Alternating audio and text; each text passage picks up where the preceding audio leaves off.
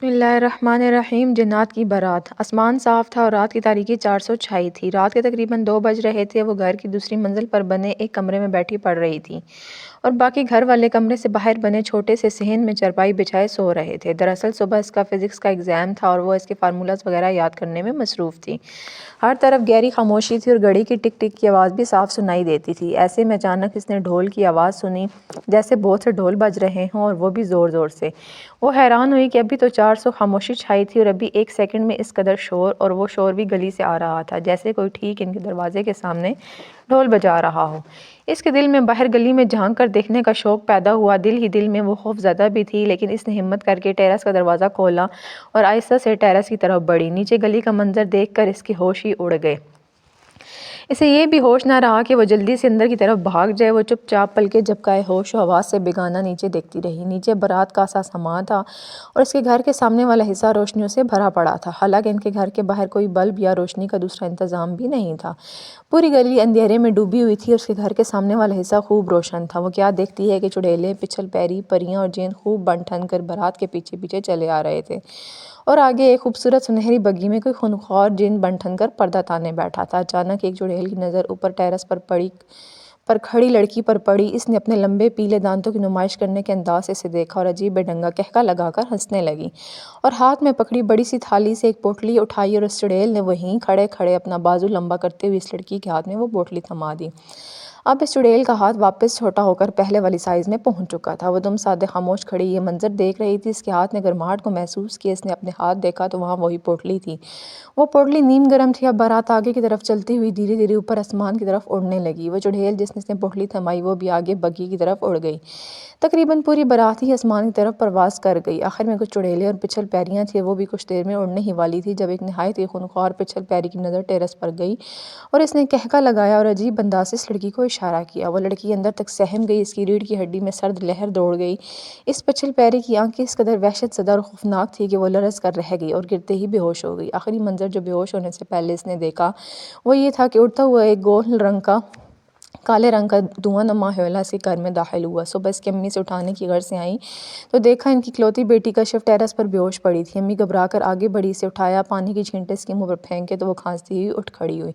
اس کے ہاتھ میں پوٹلی ابھی بھی تھی اور حیرت کی بات وہ ابھی بھی نیم گرم تھی۔ اس کی امی بھی اس کے ہاتھ میں سنہری اور لال رنگ کی خوبصورت پوٹلی دیکھ چکی تھی اور اب اس سے پوٹلی کے متعلق پوچھ رہی تھی۔ اس نے رات کا تمام واقعہ بے ہوش ہونے سے پہلے تک امی کے گوش گزار دیا۔ اس کی امی سے نیچے لے آئیں جہاں اس کے ابو، بھائی اور بوڑھے دادا جان بیٹھے تھے۔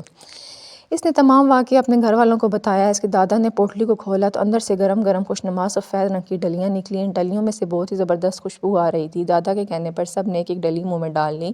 یہ شاید کوئی منفرد مٹھائی کی قسم تھی۔ اس قدر ذائقہ دار اور مزے کی چیز انہوں نے پہلے کبھی نہیں کھائی تھی۔ ان کے منہ مٹاس سے بھر گئے تھے۔ کشف جلدی سے مٹھائی کھا کر اٹھی اور کالج جانے کی تیاری کرنے لگی۔ اس کا ایگزام تھا۔ اسے یاد آیا کہ رات وہ اوپر والے کمرے میں پڑھ رہی تھی تو اس کا جیومیٹری باکس بھی اوپر رہ گیا۔ وہ جلدی سے چھت پر گئی اور جیسے ہی کمرے کا دروازہ کھولا، اندر کا منظر دیکھ کر اس کا اوپر کا سانس اوپر ہی رہ گیا۔ اس نے زندگی میں پہلی مرتبہ خوف محسوس کیا۔ وہ کیا دیکھتی ہے کہ ایک بھرے بالوں والا کالا بلّا اس کی جیومیٹری کو منہ میں دبائے کھڑا ہے۔ اس بلے کی آنکھیں حد درجہ سرخ تھیں اور اس کے منہ سے لال رنگ کی رال ٹپک رہی تھی۔ ایک تو بلے کا عام بلیوں اور بلوں سے کافی بڑا سائز تھا اور دوسرا اس کی غراٹ بھی عجیب تھی۔ کشف کو اس بلے سے خوف آنے لگا، لیکن پیپر کا وقت بھی ہو رہا تھا، سو دھیرے سے آگے بڑھی اور کانپتی ہوئی آواز نے بلے کو ہاتھ سے ڈراتی ہوئی "ش" کی آواز نکالی، لیکن بلّا ٹس سے مس نہ ہوا۔ اب تو وہ باقاعدہ ڈرنے لگی اور دھیرے دھیرے پیچھے ہٹنے لگی۔ تبھی بلے نے ایک جست لگا کر اس کے ہاتھ پر کاٹ لیا۔ وہ چیخنے لگی، "میرا ہاتھ!" اس کا ہاتھ پوری طرح خون سے سرخ ہو گیا تھا اور تکلیف بھی ہو رہی تھی۔ اس کی امی نے چیخ سنی تو دوڑتی ہوئی اوپر آئیں۔ "کشف بیٹا کیا ہوا؟" کشف جو بہت زیادہ گھبرائی اور روتے ہوئے ہاتھ کو دباتی کھڑی تھی۔ "امی، کالے بلے نے ہاتھ پر کاٹ لیا" روتے ہوئے کشف نے جواب دیا۔ "کہاں کاٹا بلے نے؟" امی نے اس کا ہاتھ پکڑا جہاں ایک ہلکی سی خراش کا بھی نشان نہیں تھا۔ کشف بھی حیرت سے سیدھا الٹا کر کے اپنا ہاتھ دیکھنے لگی۔ "امی، میں سچ کہہ رہی ہوں، یہاں تھا وہ بھیانک بلّا اور اس نے میری جیومیٹری باکس منہ میں رکھا ہوا تھا۔ اچھا میری بیٹی رات دیر تک پڑھتی رہی، یہ ضرور آپ کا وہم ہوگا." امی نے دلاسا دیا اور اس کا ہاتھ پکڑے نیچے لے گئیں۔ وہ اب نیچے ہی رہتی۔ اس دن کے واقعے کے بعد اس کی تنہا اوپر جانے کی بالکل ہمت نہ ہوئی۔ اس واقعے کو 2 ماہ گزر گئے۔ سردیاں عروج پر تھی، کبھی دھوپ نکلتی اور کبھی نہیں۔ آج دھوپ نکلی تھی اور سورج مکمل روشن تھا۔ کشف نے شاور لیا اور دھوپ میں کچھ پل بیٹھنے کی خاطر کتاب اٹھائے چھت پر جانے لگی۔ سیڑھیاں چڑھتے اسے عجیب سا خوف محسوس ہوا، لیکن اس نے سوچا دن کا وقت ہے اور ویسے امی بھی سیڑھیوں کے پاس ہی چرپائی بچھائے سبزی بنا رہی ہیں اور دادا جان بھی سامنے ہی لکڑی کے بنے تختے پر بیٹھے موٹا چشمہ لگائے کتاب میں غرق ہیں۔ سو تحفظ کا احساس ہوتے ہی وہ چھت پر جا پہنچی۔ سیڑھیوں کے بالکل سامنے کمرہ تھا۔ وہ کمرے میں ایک ڈری ہوئی نگاہ ڈال کر کمرے کے مخالف سے چرپائی دھوپ میں سٹ کر کے بیٹھ گئی۔ وہ کتاب پڑھنے لگی، سیرت النبی صلی اللہ علیہ وآلہ وسلم۔ جیسے جیسے وہ کتاب پڑھ رہی تھی اسے عجیب بے چینی محسوس ہو رہی تھی۔ حالانکہ یہ اس کی پسندیدہ کتاب تھی اور ہزاروں مرتبہ پڑھنے کے باوجود وہ اس کتاب کو شوق اور دلچسپی سے پڑھتی۔ جب بے چینی اور عجیب سی کیفیت حد سے بڑھی تو اس نے سوچا کوئی دوسری کتاب پڑھتی ہوں۔ اس نے دادا کی تحفہ دی خوبصورت مضمون میں لکھی کتاب سیرت النبی کو چوما اور دوسری کتاب لینے کی غرض سے کمرے کی طرف قدم بڑھائے۔ وہ اپنے ہی دھن میں کمرے میں داخل ہوئی، یہ سوچے بنا کہ وہ عہد کر چکی تھی کہ اس کمرے میں تنہا نہیں آئے گی۔ جیسے ہی وہ کمرے کے دروازے میں پہنچی، اس اندر کا منظر دیکھ اس کا دل اچھل کر باہر آنے کو ہوا۔ اندر کوئی لڑکی سر پر دوپٹہ اوڑھے ٹیرس کی طرف منہ کیے بیٹھی تھی۔ کشف کی طرف اس کی پشت تھی۔ کشف کے ہاتھ باقاعدہ کانپ رہے تھے۔ اس نے ہاتھوں میں سیرت النبی کی کتاب ابھی بھی اٹھا رکھی تھی۔ اس نے ڈھیر ساری ہمت جمع کر کے اس لڑکی سے پوچھا کون ہو تم؟ اس لڑکی نے دھیرے سے اپنا چہرہ موڑا۔ اسے دیکھتے ہی کشف کے اوسان کوتاہ ہو گئے۔ وہ اس کی مری ہوئی دوست مائرہ تھی۔ کشف نے دروازے کا سہارا لیتے ہوئے خود کو سنبھالا۔ اس کی آنکھوں سے آنسو جاری تھے۔ مائرہ، اس نے دھیرے سے کہا۔ جواباً مائرہ ہنسنے لگی۔ یہ بالکل وہی ہنسی تھی جب مائرہ مرنے سے پہلے آخری دفعہ اس کی طرف دیکھ کر ہنسی تھی۔ میں آ گئی تمہارے پاس، وہ مائرہ ہی تھی۔ آواز بھی مائرہ جیسی تھی، بس کچھ عجیب بھاری پن تھا مائرہ کی آواز میں۔ کشف، یہ کتاب وہاں رکھو اور میرے پاس آؤ۔ میری دوست مر چکی ہے، کشف نے روتے ہوئے کہا۔ جواباً وہ زور سے قہقہ لگاتی ہوئی بولی۔ کشف نے خوف سے آنکھیں بند کر لی۔ کچھ پل بعد اس نے آنکھیں کھولی تو دیکھا کمرے میں کوئی بھی نہیں تھا۔ وہ حیرت سے ادھر ادھر دیکھنے لگی۔ وہ آگے بڑھی اور ٹیرس کا دروازہ کھول کر باہر دیکھنے لگی، جب اچانک سے اس اپنے کانوں کے قریب مائرہ کی بھاری آواز محسوس ہوئی۔ اس کتاب نے تمہیں بچا لیا مجھ سے، ورنہ میں تمہیں ساتھ لے کر جاتی۔ کشف کے منہ سے بے اختیار نکلا یا اللہ! وہ پھر کمرے سے باہر آ گئی۔ کشف بہادر لڑکی تھی تو وہ لڑکی ہی۔ وہ چارپائی پر لیٹ گئی اور کتاب اپنے اوپر رکھ کر دور افق کی طرف گھورنے لگی۔ کشف بیٹا نیچے آؤ جلدی۔ تھوڑی ہی دیر بعد اس کی امی کی آواز آئی تو وہ دوڑ کر نیچے گئی۔ جی امی۔ نیچے آئی تو اس کی کزن ہما اور ان کے بڑے بھائی فاخر آئے ہوئے تھے۔ دراصل ہما کے بھائی فاخر کی شادی تھی تو اس سلسلے میں وہ کشف کو رات ڈھولک کے لیے لینے آئے تھے۔ کشف جلدی سے تیار ہوئی اور ان کے ساتھ چل دی۔ وہ سب حال نما کمرے میں بیٹھے تھے۔ رات دیر تک شغل میلہ جاری رہا۔ 11 بجے کے قریب کشف کی امی کا فون آیا۔ انہوں نے فاخر سے کہا کشف کو گھر چھوڑ دے۔ سب کزنز نے اصرار کیا پھپھو کشف کو رات یہیں رکنے دیں، لیکن شادی میں ابھی ہفتہ باقی تھا اور روز ڈھولک کے لیے آنا تھا۔ سو اس کی امی نے کہا فاخر بیٹے کشف کو گھر چھوڑ دو، پرائی جگہ اس کو نیند نہیں آتی۔ فاخر بھائی نے حامی بھر لی۔ کشف بھی گھر جانا چاہتی تھی، سو اپنی کزن اور ممانی سے ملنے کے بعد کار میں آ بیٹھی۔ فاخر نے ڈرائیونگ سیٹ سنبھالی۔ یوں وہ کشف کے گھر کی طرف چل دی۔ راستہ سنسان تھا اور رات کا وقت تھا۔ کشف کی ممانی کا گھر شہر سے ہٹ کر قریب تھا، یعنی شہر میں ہی تھا، لیکن ذات ہی گاؤں کی سڑک لگتی تھی جو مکمل سنسان ہوتی۔ اس وقت بھی وہ سڑک سنسان تھی۔ سڑک میں ہر جگہ لیمپ پوسٹ لگے تھے، لیکن سڑک بالکل خالی تھی۔ اچانک سے فاخر بھائی نے دیکھا دور سے کوئی گاڑی کو روکنے کے لیے اشارہ کر رہا ہے، لگتا ہے کسی کو لفٹ چاہیے گڑیا، فاخر بھائی نے کشف سے کہا اور دھیرے سے گاڑی آہستہ کر کے روک لی۔ سامنے کوئی بزرگ بابا تھے جن کے چہرے پر ہلکی ہلکی داڑھی تھی اور آنکھوں میں ایک عجیب چمک تھی۔ کشف نے ایسی چمک کبھی کسی کی آنکھوں میں نہیں دیکھی اور ہونٹ شدید سرخ تھے جیسے بابا جی پان کھا کر آئے ہوں۔ جی بابا جی، فاخر بھائی نے گاڑی کا شیشہ نیچے کرتے ہوئے پوچھا۔ مجھے سرنگ محلے جانا ہے، بابا جی نے بنا جھکے ہلکا سا سر نیچے کرتے ہوئے کہا۔ سرنگ محلہ کشف کے محلے سے ذرا پہلے ایک سائڈ پر تھا۔ فاخر کچھ پل سوچتا رہا، پھر کسی خیال کے تحت نیچے اتر کر گاڑی کا پچھلا دروازہ کھولا اور بابا جی کو اندر بٹھا دیا۔ گاڑی چل دی۔ گاڑی کا بیک ویو مرر درمیان میں لگا تھا، جہاں سے بابا جی کا ہلکا مسکراتا چہرہ واضح نظر آ رہا تھا۔ کشف کو وہ بابا جی بہت عجیب لگے۔ گاڑی میں خاموشی چھائی تھی۔ فاخر بھائی بھی چپ چاپ ڈرائیونگ کر رہے تھے۔ کچھ ہی دیر بعد وہ سرنگ محلے میں تھے۔ فاخر نے گاڑی سائڈ پر روکتے ہوئے کہا، بیک ویو مرر میں بابا جی کو دیکھتے ہوئے، بابا جی اتر جائیے، یہ رہا سرنگ محلہ۔ بیٹا جہاں مجھے اترنا تھا وہاں میں کب کا اتر چکا، بابا جی نے مسکراتے ہوئے کہا۔ فاخر بھائی اور کشف نے بیک وقت حیرت سے پیچھے دیکھا اور انہیں حیرت کے کئی جھٹکے لگے یہ دیکھ کر کہ پیچھے والی سیٹ بالکل خالی تھی اور وہاں کوئی بھی نہیں تھا۔ اور جب فاخر بھائی نے سیدھا منہ کیا اور بیک ویو مرر میں دیکھا تو انہیں اپنا دل ڈوبتا ہوا محسوس ہوا، کیونکہ بیک ویو مرر میں بابا جی اب بھی پیچھے بیٹھے تھے۔ شدید خوف کی وجہ سے کشف کی دل کی دھڑکن تیز ہوئی۔ فاخر بھائی نے پھر پیچھے دیکھا، کوئی نہیں تھا۔ واپس شیشے کی طرف دیکھا جہاں سے بابا جی کا لال ہونٹوں والا مسکراتا چہرہ ابھی بھی نظر آ رہا تھا۔ بیک ویو مرر میں بابا جی ابھی پیچھے بیٹھے نظر آ رہے تھے۔ بابا جی پلیز جائیں، فاخر بھائی نے اکھڑتی ہوئی سانس کو قابو کرتے بمشکل کہا۔ بیٹا میں تو کب کا چلا گیا، جہاں جانا تھا اب تمہاری باری اور میں تمہیں لینے آیا ہوں۔ فاخر بھائی نے گردن ٹیڑھی کرتے کاشف کو دیکھا جو نہ جانے کب ہوش و حواس کھوئے بے ہوش پڑی تھی۔ فاخر بیٹا ابھی اس کی باری نہیں ہے، تم صرف اپنی فکر کرو، لیکن جلدی وہ بھی مرے گی۔ بابا جی نے کہا اور ایک دم آگے کو بڑے فخر کو اپنی حرکتیں قلب بند ہوتی محسوس ہوئی۔ آخری منظر جو اس نے دیکھا انتہائی بھیانک چہرہ جس کی لمبی گردن تھی وہ پچھلی طرف سے آگے کی سیٹ کی طرف بڑھ رہا تھا۔ 27 سالہ مولانا احد احان جو کہ زبردست عالم و فاضل تھے، آج وہ اپنے ایک دوست کی شادی میں شرکت کی غرض سے آیا تھا، کیونکہ اس کے دوست کی شدید خواہش تھی کہ اس کا نکاح اس کی جان سے پیارا دوست احد احان پڑھے۔ شادی میں شرکت اور دوستوں کو کافی وقت دینے کے بعد اس نے زاہد بابا جو ان کے ڈرائیور تھے کو چلنے کا اشارہ کیا۔ دوستوں کے رکنے پر احتجاج کیا، لیکن وہ احد احان نے کہہ دی کہ جانا ہے تو بس جانا ہے۔ اوکے مولانا صاحب، پھر کب ملاقات ہوگی؟ ایک دوست نے پوچھا تو اس نے مسکرا کر کہا جب اللہ تعالیٰ نے چاہا۔ راستے میں ان کا گزر سرنگ محلے کی طرف سے ہوا۔ جب انہوں نے دیکھا کہ رات کے اندھیرے میں کار کھڑی ہے، ان کی کار کی روشنی جب دوسری کار پر پڑی تو اندر کا منظر واضح تھا۔ ایک 25-26 سالہ لڑکا اور 19 سالہ لڑکی گردن لڑکھائے بے ہوش پڑے تھے۔ زاہد بابا نے فوراً ایمبولینس بلائی اور احد احان نے اپنے پولیس میں موجود دوست کو پرسنلی کال کر کے بلایا۔ تھوڑی دیر بعد ایمبولینس والے انہیں گاڑی میں ڈالے لے گئے۔ مولانا احد احان کے دوست انسپکٹر عمر بھی اپنی بائک میں سوار پہنچ چکے تھے۔ لڑکے کا سیل فون نکال کر اس کے گھر والوں کو کال کی گئی۔ تھوڑی دیر میں سب ہاسپٹل میں موجود تھے۔ کشف کے امی ابو اور بھائی بھی آ گئے تھے۔ انسپکٹر عمر نے پرسنلی سب سے پوچھ گچھ کی۔ مولانا احد کے کہنے پر انہوں نے رپورٹ درج نہیں کی۔ وہ سب حیران تھے کہ ان کی گاڑی سرنگ محلہ کیا کر رہی تھی، یہ تو اب ان کے ہوش میں آنے پر ہی پتہ چلنا تھا۔ تقریباً آدھے گھنٹے کے بعد ڈاکٹر باہر آئے۔ سبھی دوڑ کر ڈاکٹر کے ارد گرد جمع ہوئے۔ ڈاکٹر نے فاخر اور کشف کے گھر والوں کو ایک نظر دیکھا جن کا رو رو کر برا حال ہوا پڑا تھا۔ ڈاکٹر صاحب آپ کچھ بتاتے کیوں نہیں؟ فاخر کے بوڑھے والد نے روتے ہوئے کہا دیکھیے محترم، لڑکی بالکل ٹھیک ہے، بس وہ خوف و صدمے سے بے ہوش ہوئی تھی، ابھی کچھ دیر میں ہوش میں آ جائے گی۔ سب نے سکھ کا سانس لیا۔ میرا بیٹا کیسا ہے؟ فاخر کی والدہ نے جلدی سے پوچھا۔ دراصل آپ کے بیٹے کو ہارٹ اٹیک ہوا ہے، ہم اپنی پوری کوشش کر رہے ہیں، انشاءاللہ اس کی جان بچانے میں کامیاب رہیں گے۔ اتنا بول کر ڈاکٹر صاحب ایکسکیوز کرتے آگے بڑھ گئے، جبکہ اس کے والدین کا رو رو کر برا حال تھا۔ ایک ہفتے میں اس کی شادی تھی۔ سبھی دل سے اس کے لیے دعائیں کرنے لگے۔ سب کی دعائیں رنگ لائیں اور کشف کو ہوش آ گیا۔ اس کا رنگ ابھی بھی زرد تھا۔ وہ آنکھیں اوپر اٹھائے چھت کو گھور رہی تھی۔ اس کی امی اور ابو کمرے میں آئے تو امی کو دیکھتے ہی وہ رونے لگی۔ امی فاخر بھائی کو مار دیا اس نے۔ اس کی امی نے اسے گلے لگایا۔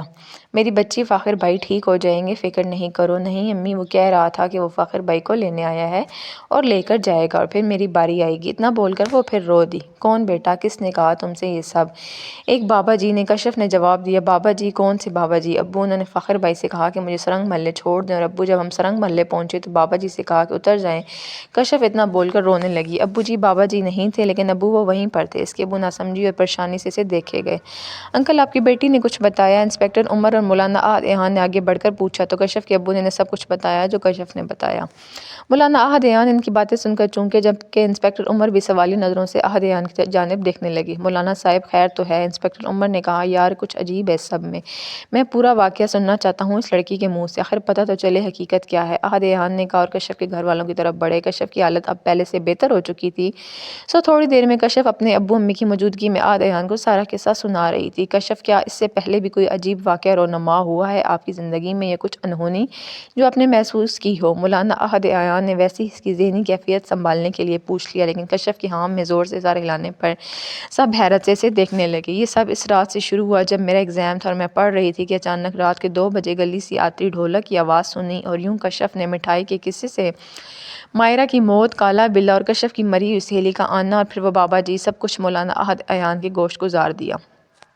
وہ اور اس کے امی ابو چپ چاپ سنتے رہے۔ مٹھائی اور کالے بلے کی تصدیق اس کی امی نے بھی کی، کیونکہ مٹھائی تو ان سب نے کھائی تھی، اور کالے بلے کے حملہ کرنے پر کشف کی امی نے کشف کو روتے اور کہتے سنا تھا کہ امی کالے بلے نے میرے ہاتھ پر کاٹ لیا۔ مولانا احد احان کچھ پل پرسوچ انداز میں وہیں کھڑے رہے اور پھر انہیں سلام کر کے دوبارہ آنے کا کہہ کر چلے گئے۔ وہ سیدھا اپنے بزرگ کی خدمت میں پیش ہوئے۔ وہ ذکر کرنے میں مشغول تھے۔ ذکر سے فارغ ہو کر انہوں نے آنکھیں کھولی۔ احد نے انہیں سلام کیا۔ شفقت سے احد کے سر پر ہاتھ رکھتے ہوئے انہوں نے مسکراتے ہوئے سلام کا جواب دیا۔ یقیناً آپ پہلے سے جانتے ہیں میں یہاں کیوں حاضر ہوا ہوں۔ بیٹا، اللہ کی ذات واحد یکتا اور سب سے عظیم ہے۔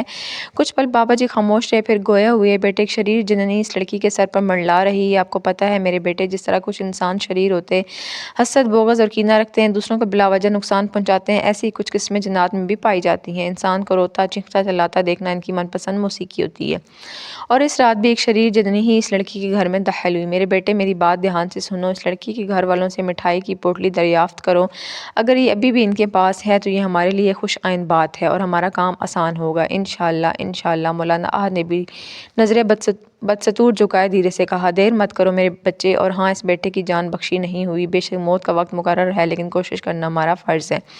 آپ کو میں کچھ کلمات سکھاتا ہوں، آپ یہ مریض کے پاس بیٹھ کر مسلسل پڑھو گے، اور ہاں وہ جننی اس کی جان لینے دوبارہ آئے گی، اور یہ بھی ممکن ہے تب تک مریض ہوش میں آئے اور جننی کا اگلا وار سہ نہ پائے۔ آپ کو اسے مسلسل دلاسا دینا ہے اور ان کلمات کو اپنے لبوں سے جدا مت کرنا، پڑھتے رہنا، آگے وہی ہوگا جو منظور خدا ہوگا بلا شبہ۔ جی بابا جی، فجر کی اذان کا وقت قریب تھا، ساری رات بھاگ دوڑ کی وجہ سے وہ تھک چکے تھے، لیکن کسی کی زندگی کا سوال تھا تو اس لیے مولانا احد ایان جدوجہد میں مصروف تھے۔